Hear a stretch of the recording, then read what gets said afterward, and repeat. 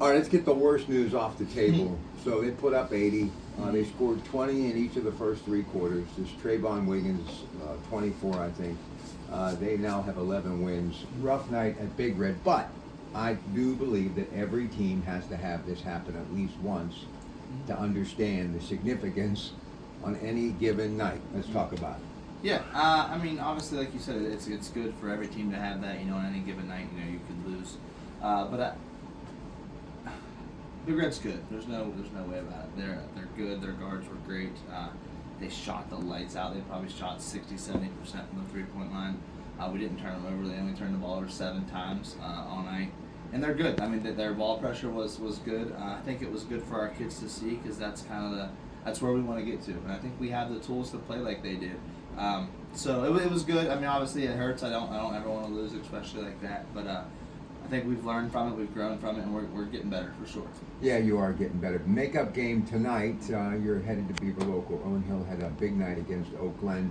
Anderson is in the mix. A couple of players you're going to have to watch out for. Let's talk about Coach Miller and the Beaver Local Fighting Beavers. Yeah, Beaver Local's playing well. I mean, it's no question that it's a big rivalry game. I mean, anything can happen in a game like tonight.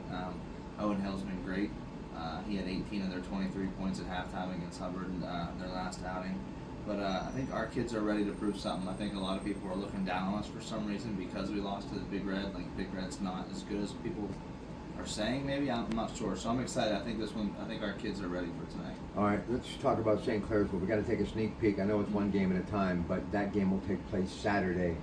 So anything you have learned from the first time?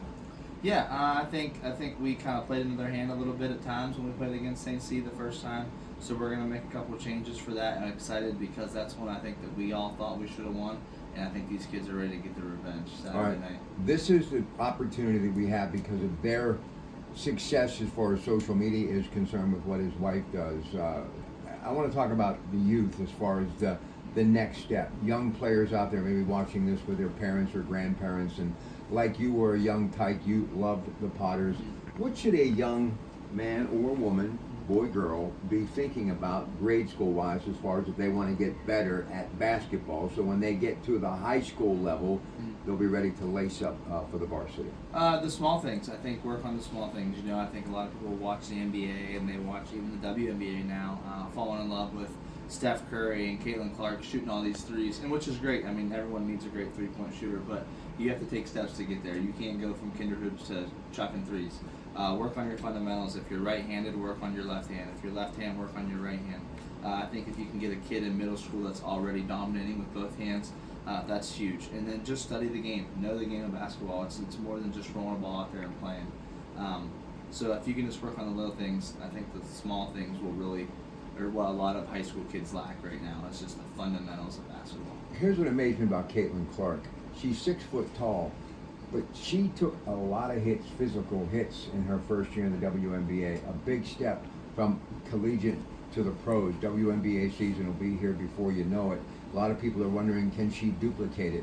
One thing I think that I've been talking to a lot of coaches over the last couple of months, basketball, boys and girls, is becoming more physical than ever. So once you get of age and you get the clearance, you have to start thinking about, how do I start getting stronger, correct? Oh, absolutely. I mean, it doesn't have to just be weights. I mean, it can be workouts without weights. It can be strength and conditioning. It can be resistance bands.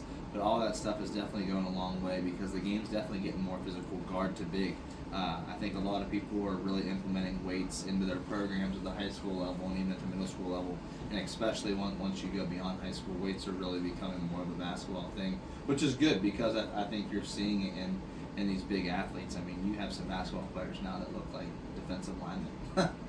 They're big. So, yeah. We're going to be back at the vault with him next week, but because I want to make that commitment for the next couple of weeks, as I promised. I'll be there coming up a little bit later on. We're going to talk about the conference championships this weekend and the National Football League and a few other things. That's coming up later tonight. But he'll be back with me at the vault a week from tonight. So I hope that you all come down and talk a little Potter basketball. The thing that I see, I just see the commitment to the game, but I also think you have to look at the blueprint from when I was growing up and kind of when you were growing up. Traveling teams are great, spending all the money on the gear is fantastic, but it really comes down to a basketball. holding that basketball, cradling that basketball. I've had friends, of course, you think of the legendary Miller family from Blackhawk, Sean and Archie. They were dribbling constantly. They always had that basketball with them. The legendary stories of Pete Maravich when his father Press was coaching in Aliquippa. Walked around with a basketball, felt comfortable with a basketball. It really does come down to your love of the game, commitment to the game, a good pair of tennis shoes, and a basketball. Yeah. Right? Yeah, and I think you can definitely, at times, you can really tell the kids who just flat out love the game. They're always watching it. They're always talking about it. They always have their shoes in their car. They're always ready to play. 90% of them have a ball in their car. And I think that goes a long way. I think you can really tell when a young man or a young woman just loves the game, flat out loves the game. And it's huge, you know. I'm raising a son, you know, around the field house and in and out of the game. And he's always got his ball in his hands and shooting on his little tag soup. I hope that continues, and I won't force it on him. I hope.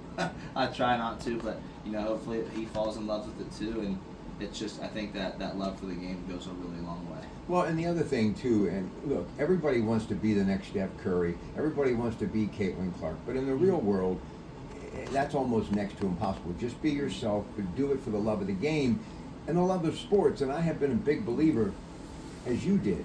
You can play multiple sports in high school. Don't just kind of stay the course, because you never know when you least expect it, that one sport may not be your sport, but the other sport that you were just doing because you wanted something to do off season could end up being your sport. And when you put it all together, it's a great recipe, right? Yeah. I mean, I would never shy any of these kids away from playing multiple sports. I had people do that to me in the past, and I don't think that they should ever have to go through that. If you love a sport, play it.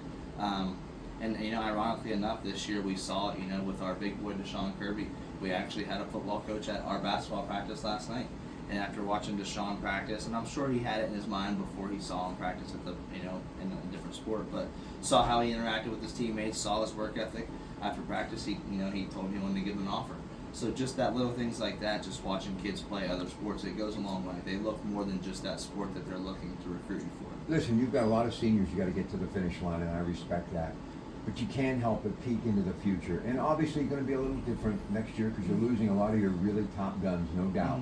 But looking at this program, and you're going to be here for a long time, you're going to have a chance to see those who are now the ones we were talking about at Westgate and below having a chance to step up and play here at the Fieldhouse. Big picture, what do you see on the horizon?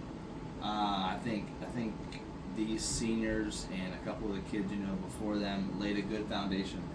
Coaches before me laid a good foundation, and we're going to continue to build from that. And I think with the coaches that we have in place now at the youth level, kindergarten through 6th, and then our 7th and 8th grade programs are really, really clicking. I think Potter basketball is really, really on the up. I really do. I think we have a lot of talent, and we also have a lot of the right people in place to lead these kids to where we need them to go. All right, there he is. He is your coach, Kade Reynolds. They're off to Beaver Local tonight. I'm off to the Vault. He'll be back with us there next Thursday, so we'll continue to push our way through the season and hopefully deep into the postseason. Don't forget your Pratt Pack Coons Market Black and Gold Sunday show, everything in the world of sports, our town, our team. Every Sunday after local news at 11, those Coons Market sports reports, and there is always more sports at 937thefan.com.